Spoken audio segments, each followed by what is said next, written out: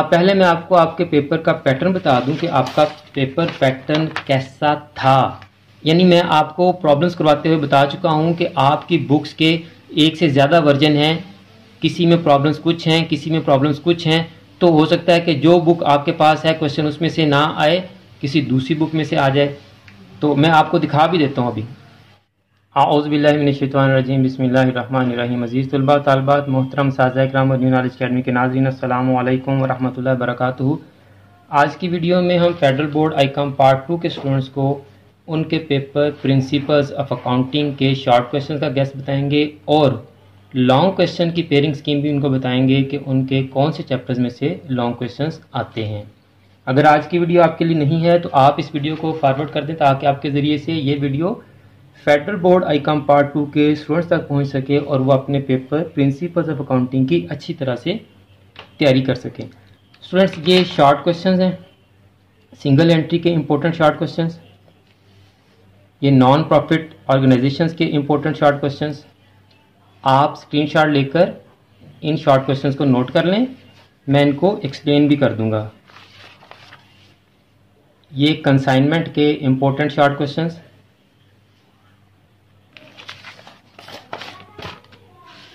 ये joint stock company के important short questions, ये जॉइंट स्टॉक कंपनी के बाकी के क्वेश्चंस। और स्टूडेंट, मैं आपको बता दूं कि आप के शॉर्ट क्वेश्चंस की कोई पेयरिंग स्कीम नहीं है, किसी भी चैप्टर में से आपको जितने मर्जी क्वेश्चंस आ सकते हैं। ये डेप्रिसिएशन के शॉर्ट क्वेश्चंस की लिस्ट,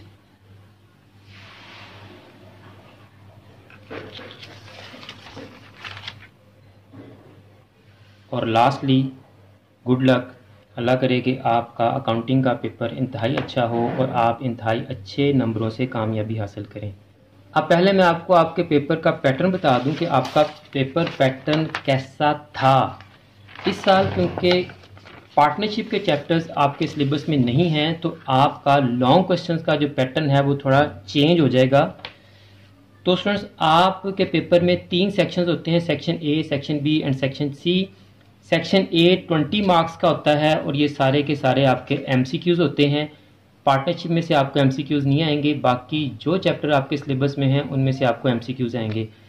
सेक्शन बी आपका 30 मार्क्स का होता है और ये शॉर्ट क्वेश्चन का पोर्शन है और इसमें आपने 10 शॉर्ट क्वेश्चन करने होते हैं।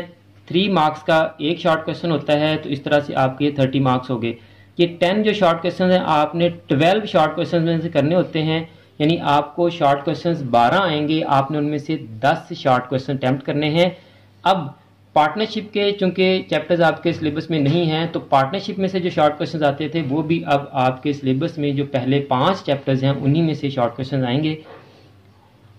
सेक्शन सी आपका लॉन्ग क्वेश्चंस का पोर्शन है और ये 50 मार्क्स का होता है। इसके आगे 2 पार्ट होते हैं, पार्ट 1 एंड पार्ट 2।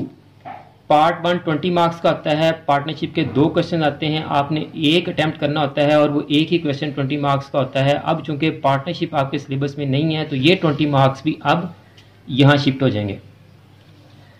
और 5 जो फर्स्ट आपके चैप्टर्स हैं उनमें से पहले आपको 4 क्वेश्चन आते थे, आपने 3 अटैम्प्ट करने होते थे और हर क्वेश्चन 10 मार्क्स का होता था। इस तरह आपका सेक्शन 2 30 मार्क्स का होता था।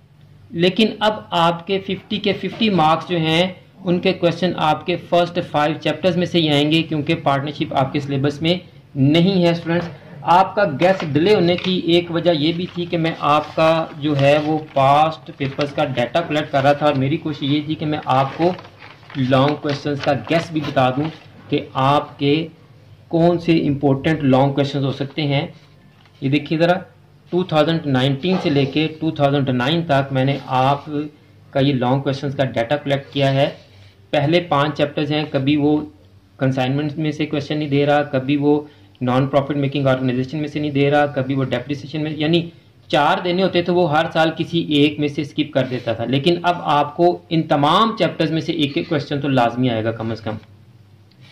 ये सिंगल एंट्री सिस्टम का मैंने कुछ वर्किंग की थी, ये इलस्ट्रेशन 5 थी, ये प्रॉब्लम 8 है, यानी 2019 में आपको इलस्ट्रेशन 5 आई है, 2018 में प्रॉब्लम 8 आई है, 2017 में इलस्ट्रेशन 5 आई है, 2016 में आपको प्रॉब्लम 13 आई है, 15 में प्रॉब्लम 11 आई है, 14 में आपको इलस्ट्रेशन 13 आई है और ये कन्वर्जन मेथड था।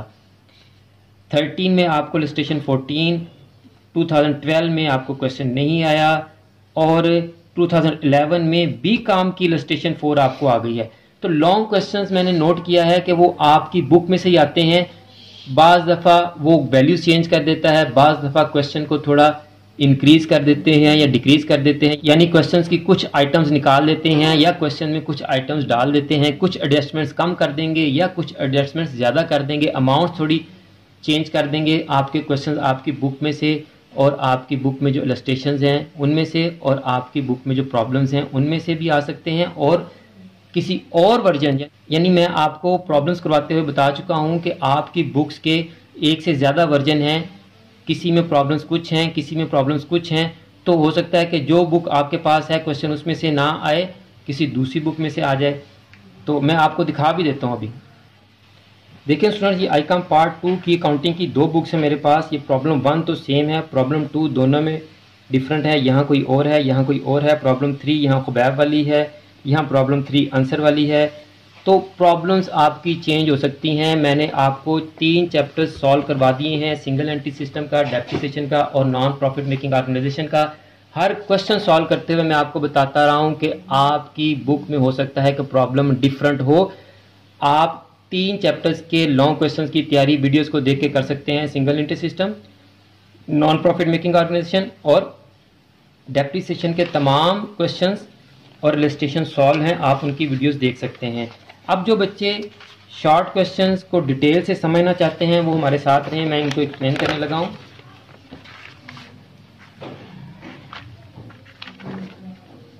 सिंगल एंट्री सिस्टम है जी, डेफिनेशन है और डीमेरिट्स हैं सिंगल एंट्री सिस्टम के।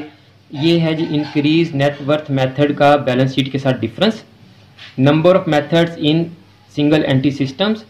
नॉन प्रॉफिट मेकिंग ऑर्गेनाइजेशन है जी, ये define non profit making organisation, its purpose और objectives, define the following terms and their treatment.